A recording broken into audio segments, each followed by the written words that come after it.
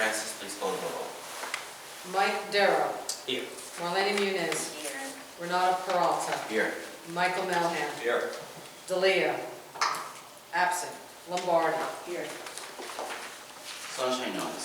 This meeting has been published in accordance with the Public Law 1975, Chapter 231, and known as the Open Public Meetings Act. Be advised that the notice of this meeting has been duly made. Approval of the minutes of March 17, 2021.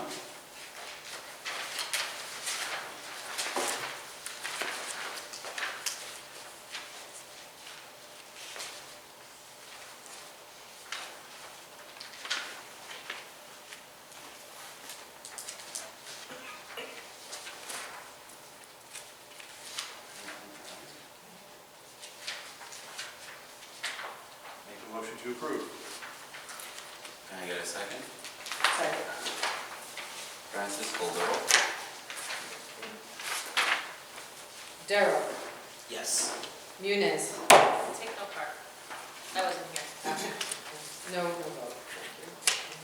Peralta. Yes. Melham. Yes. Dalia. Absent. Lombardi. Yes.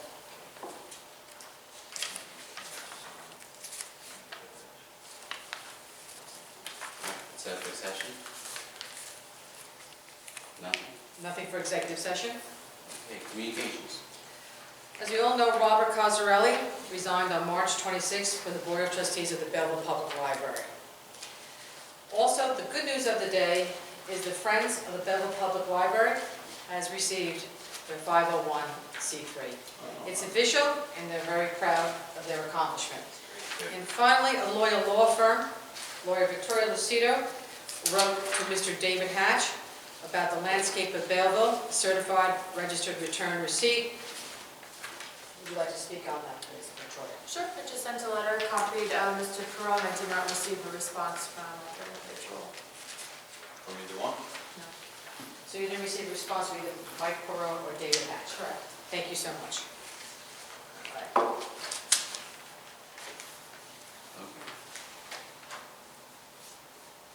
Interim director's report. April, the library had two celebrations. First, the National Library Week, and second, it's National Poetry Month. For National Library Week, we were limited on what we could do because of the pandemic. So we celebrated the life of Kay Cato. She came from Hungary. She was a New Jersey resident cartoonist who for 30 years had editorial cartoons for the Star Ledger. Somehow the library, I tried to research it, I couldn't find how we have a collection framed of Miss Cato's cartoons over the years, her cartoon characters. I don't know where they came, we researched it, we couldn't find where they came from, but we did reach out to her family to let them know that we do have them. They told us to keep them and save case. So on the screens, remotely, we had all her cartoons running during the day. For National Poetry Month, we did two things. We have the community poetry, which is the tree when you come in Academy Street, where anybody could write a poem and add it to the tree. We've had 4. And then through the Teen Advisory Board, they sponsored a poetry program.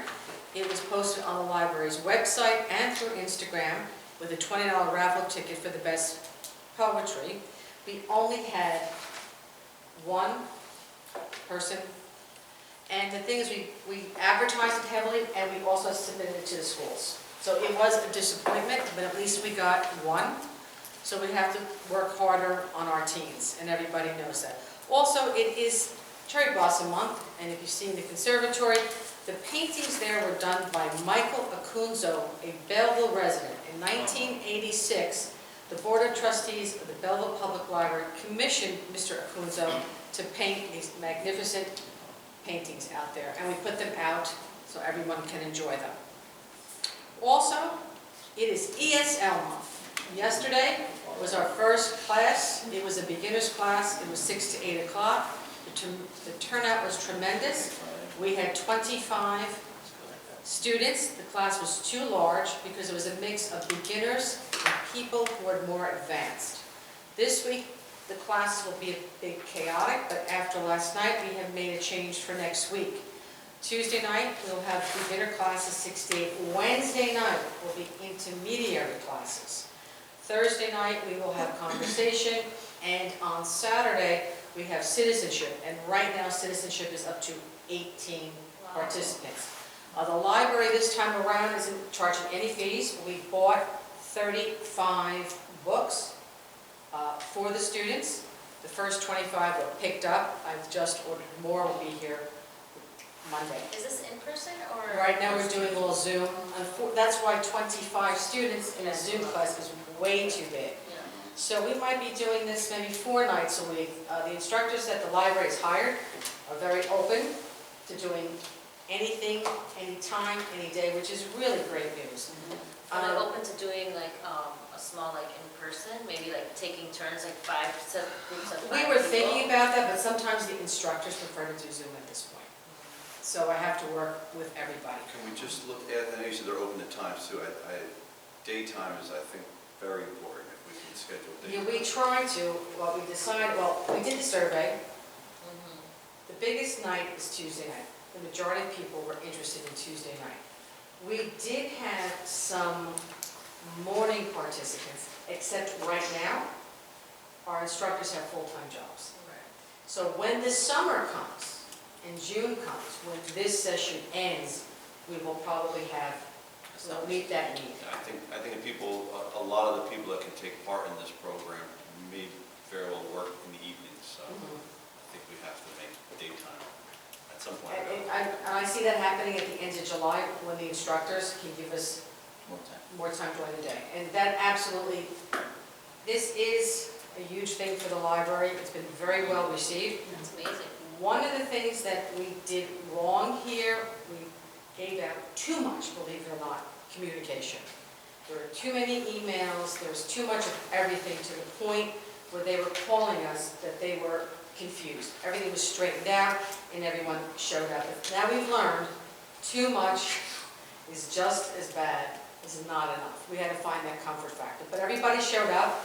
Everybody will show up tomorrow and Saturday, so it's a good week. So obviously, we're going to continue forward with that. Also, we have Music Mondays in the children's room with story time, and we have Let's Chalk About It, which will have the kids outside again to chalk up Academy Street. And that is the director's report, interim director's report for the month of April. When is the chalk thing scheduled, or is it? The end of April, end of April? Do we have a date or? April 26th, I believe it is. All right, committee reports. I will talk about the budget committee. I think everyone on the board should know that last week, the town did cut a check to the library for the amount of money that was owed to us for the surplus. It has been deposited, obviously, in the reserve account. Old business. Well, the old business was we decided that the library roof last month would have been financed with the library's capital improvement fund. As you'll see, that has been put on hold, because as we go into new business, I can explain why. All right, new business. Technology upgrades. Tommy, would you like to speak on technology upgrades, please? Sure. So, good evening, everybody. Good evening. Since the last time I was here, we talked about upgrading the core network, which is the connectivity and how we want to become part of the town, connected to the town, so we can start utilizing the police for cameras and stuff of that nature and security. We did find out, Mike and I came in, and we did find out that you do have a charge for internet service today, which is residential through a third party, and you know the number that you pay. So what we did is we went out and we had 3 quotes. 2 I have here, same service, Altice, which is LightPath, which we use in the town for our MPLS circuitry, and also the school uses them to connect the school to us, a 10 gig circuit between us, and they use, I believe, for their internet service. So that said, we came up with 2 quotes. One, which is 100 meg service, which is okay, it's something that you have now, but this is commercial, it's not residential. And the other one, which is 300 megabits, okay? These they have monthly costs, and there are promotions to them. Okay, I would share, you can share this, you can keep this, right? That said, the third cost was a straight fiber run that JCC, who we use with the communications package for the town, they wanted a one-time one-time charge of $42,000 for fiber. Okay? There's no bandwidth requirements on fiber, it's the hardware that you put behind it. So I do have that quote, I just didn't print it out, so I'll send that to you. Thank you. But then the hardware that's needed to drive the data is a router. That is a standard price that we pay, somewhere like $1,000, $1,200 through JCC, all state mandated. These are state, JCC state, it's all what we're currently doing to mesh the networks together. Again, just to reiterate, what that will do is it'll put you part of our MPLS network, so you'll utilize, it's a spoken hub, if you will, so you'll be on the same connectivity as the town. All the other locations in the town, fire, police, town hall, rec, DPW, right? Which will then, you can start layering the things that you want. Security, you can layer phones, you can start doing that. It doesn't have to be done at the same time, right? That was my confusion, thank you, Right. Tom. The core is right now, it's like it was in the past. The town had internet service, which was residential. Everybody had their own connection, and it was not good. So, We went commercial, and we did it now to where we all are on the same network. We will be as soon as we cut everything over. okay, so this will put us all on the same network, but I can do it in stages. You could do it in stages, but That's my- again, but this the is the basis road, that- this is the highway. Right, the highways that we put in Right. first. And there's two quotes, like I said, one is 100 meg, that's when you look at like, you can say like files and stuff like that, but 300 meg if you want to start looking at video. Which And Michael, we can sit down, Yeah. streaming, Streaming. you see up speeds are good, it'll be fine, depending on how many cameras. And then they also go up in increments. There's 300, there's 500, there's a gig. So as we talk and we find more information out, I wanted to get you a comparison on cost case. That was today, to get that back to you, because it was an ask 2 meetings ago. So I have the three, as you know, like I just said, the fiber, straight one-time charge is 40,000+. No bandwidth restrictions, but one-time charge. And then here is monthly, and you would just subtract your monthly, what you're paying out from there, and that's the difference. Not that much. It's not that much when It's you not look that at much. it. So again, in this, there's promotions, if you read the fine print, you can look through that, and if we feel, Michael, because I know you're in technology, you wanted to take it another step and maybe go up more bandwidth, we can look at other cost kicks at that. Or we look at like something that we can burst up to. Exactly. Higher, right, I have a quick question. Will that eliminate what we saw on the screen? Yes. yes. Are we Wi-Fi or are we wired in right now? They weren't sure, she wasn't sure who set it up. I don't know, I can't look and see. We kept losing connection during the Zoom.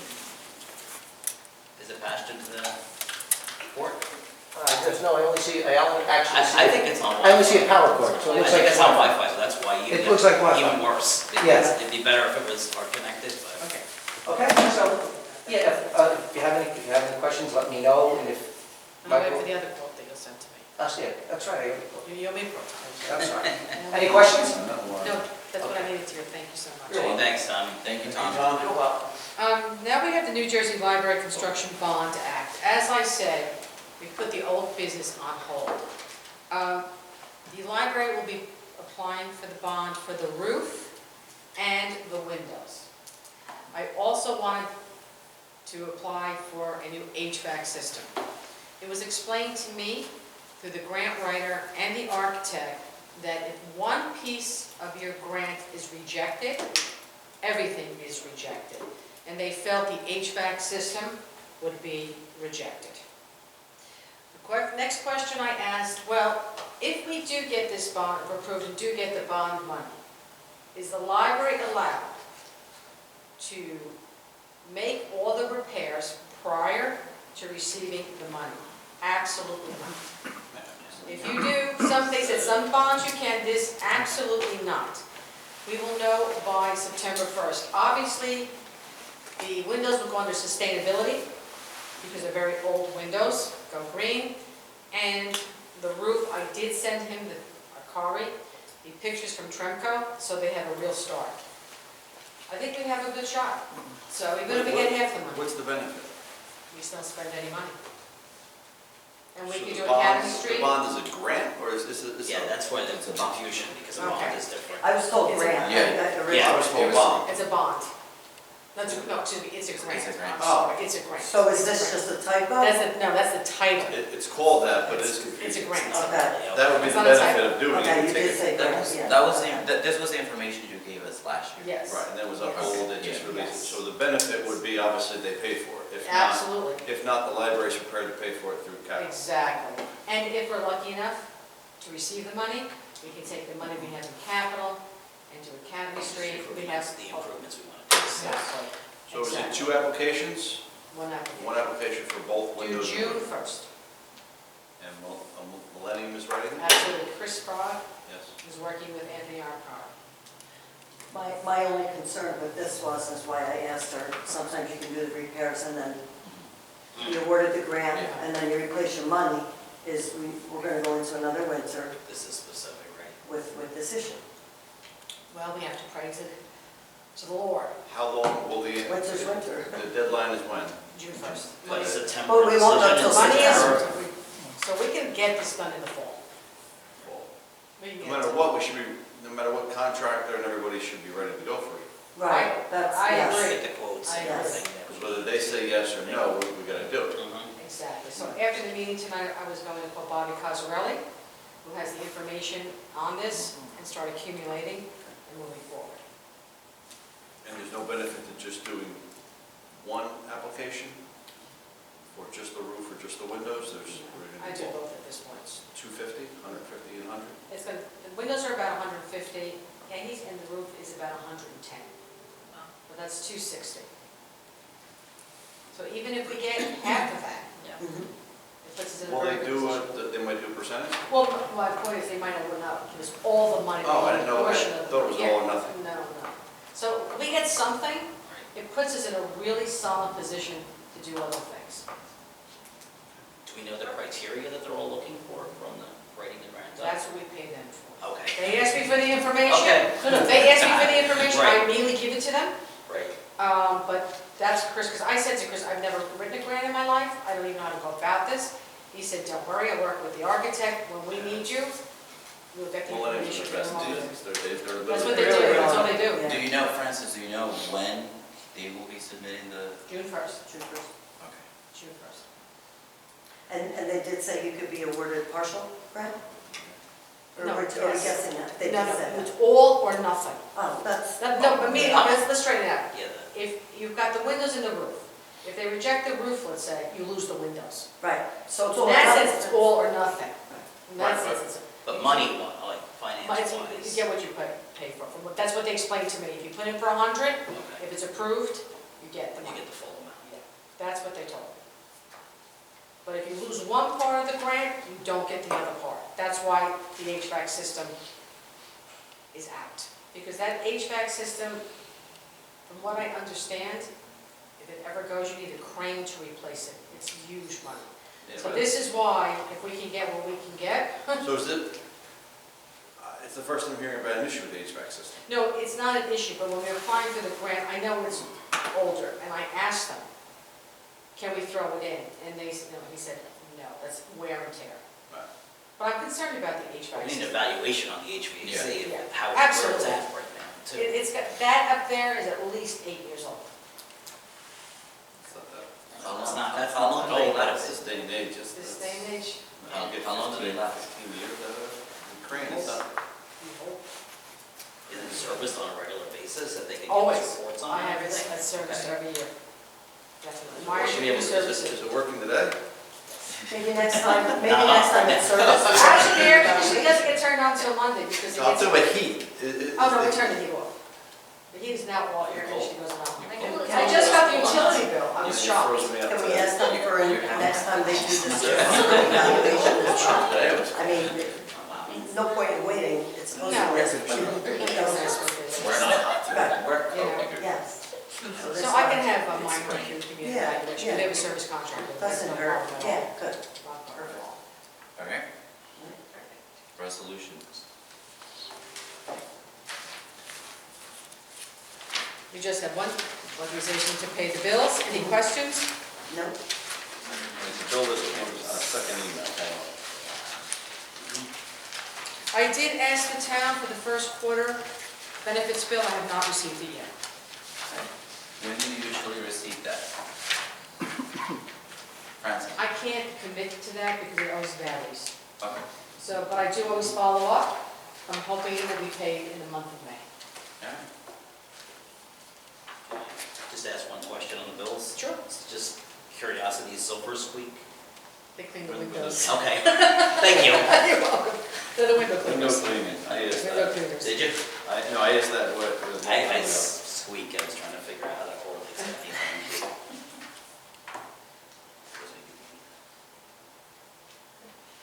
Can I have a motion? Yes, I'll make a motion to approve the bill list. Second.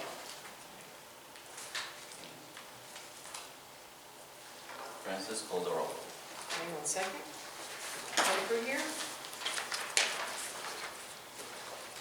Darrow, Yes. Muniz, Yes. Peralta, Yes. Melham, Yes. Tomco, Leah, absent, Lombardi. Yes. All right, public comments. Make a motion to open public comments? Second? Francis, call the roll. Darrow, Yes. Muniz, Yes. Peralta, Yes. Melham, Yes. Leah, absent, Lombardi. Yes.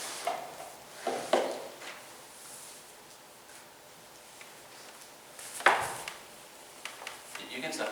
All right, just wanted to know if you were ready. Good evening, everyone. Michael Sheldon, 47 Floyd Street.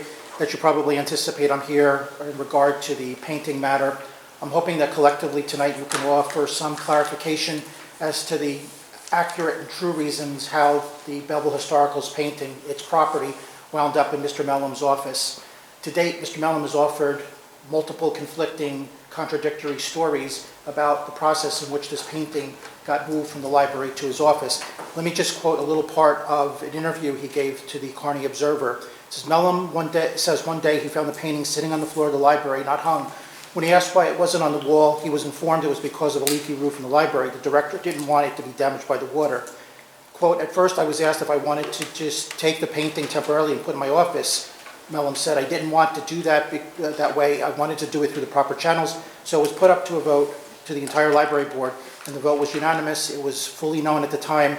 The painting would come to my office until the leak was repaired. As soon as the repairs were complete, I returned the painting to where it belongs, unquote. Let me just quickly point out the contradictions here. Firstly, he says he found the painting sitting on the floor. We have great photographic evidence showing from the time the library had its grand reopening in September 2016 all the way up to the start of the COVID closure, showing the painting hanging in its rightful spot month in, month out, using your own Facebook site. By the way, all this evidence has been turned over to multiple prosecutors. I just want Ms. Lucido to know about this. So that refutes this argument that it was lying on the floor. It was there every month, at least through January of 2020. Now, in regard to this preemptive action on your part to protect the painting from water damage, and that was the basis of its move, let me just point out the resolution that was approved by this board in June of last year, which, by the way, was introduced by Mr. Melham. The title of it says, Resolution Loaning the Oil on Canvas Painting, View of Belleville across from the Passaic River, to the office of Mayor Michael Melham during his term in office as Mayor of Belleville. And whereas says the trustees of the Belleville Public Library have approved that the oil on canvas painting appraised at $125,000 in 2010 be placed on loan to Mayor Michael Melham's office until the end of his tenure. Tell me where in this it says that you're moving it to prevent it from water damage. No, it's clear here to anybody, to anyone sitting on a jury, that the move here was largesse. It was a perceived entitlement on the part of Mr. Melham that he should be able to take this painting as a personal prize of being mayor and have it on display in his own office. If you look at all the minutes of your meetings from 2010, not once in any of the minutes is there any discussion of water leakage. In the 3 months following the COVID closure, when you were live streaming the meetings, that's March, April, and May, In none of those meetings is... Excuse me, Mr. Shelton, it's been 3 minutes. I know, I'm almost finished, I need just 10 more seconds. Not once in any of those live stream meetings, all of which were online and have been turned over to prosecutors, is there a word of discussion about any developing leak situation. So these are all lies. These are all demonstrable lies. These are spins to try to cover up what actually happened here. The crime that's been committed, and Ms. Lucido can confirm this, is larceny by trickery. And because of the value of the painting, it's a second-degree penalty, which carries 5 to 10 years in prison, and I think upwards of $100,000 in fines. The rest of you need to ask yourselves, what legal liability do you now face? Those of you who were here last year and participated in this, what particular legal liability do you individually face as part of a conspiracy? Mark my words, you are going to be hearing from prosecutors very, very soon. Thank you. Thank you. Make a motion to close the public comment? Second. Francis, call the roll. Deveraux, Yes. Muniz, Yes. Peralta, Yes. Melham, Yes. Delia, absent, Lombardi. Yes. All right. Can I get a motion to adjourn? Make a motion to adjourn. So moved.